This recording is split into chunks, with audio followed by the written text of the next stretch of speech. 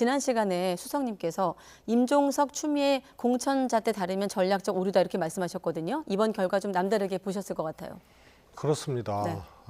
우선은 공천은 첫 번째가 이기는 공천이에요.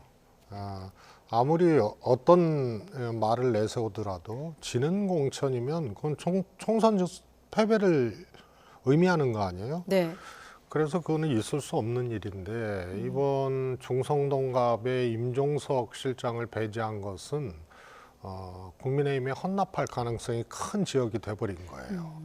그래서 저는 사천이다 뭐다 뭐 이런 얘기들을 하는데 네. 패천이 돼서는 안 되는데 패천의 길로 가고 있다. 제가 보기에는 그런 지역이 부지기수거든요. 네. 한강벨트는 뭐 무너졌다고 봐야 되는 거고요. 거기다가 민주당은 어떻든 탈당한 전현직 의원이 이제 출마를 하게 되면 민주당 표 잠식 효과가 크기 때문에 네. 그게 이제 한강벨트에도 꽤 있어요. 영등포 같은 경우가 김영주 부의장 탈당했잖아요. 네. 이제 국힘으로 입당 출마할 것이 이제 예견되는데요. 그런 지역이라든가 또 바로 옆에 김민석 의원 지역 같은 경우에 네. 또 신경민 전 의원이 네.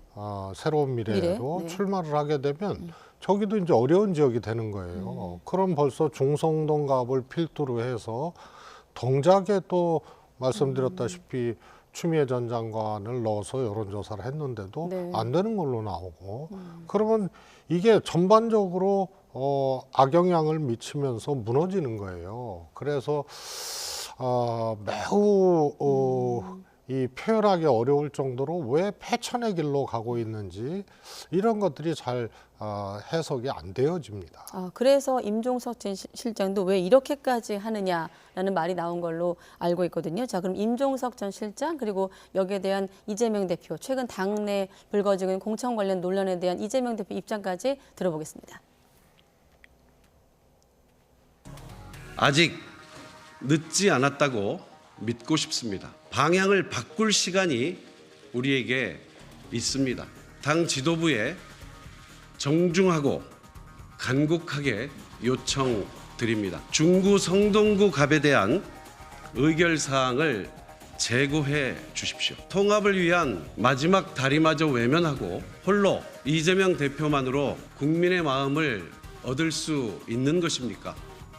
변화에는 반드시 소리가 날 수밖에 없습니다. 조용한 변화라고 하는 것은 마치 검은 백조 같은 겁니다. 어떻게 자신들의 기득권이나 기성의 위치를 잃게 되는데 가만히 있겠습니까?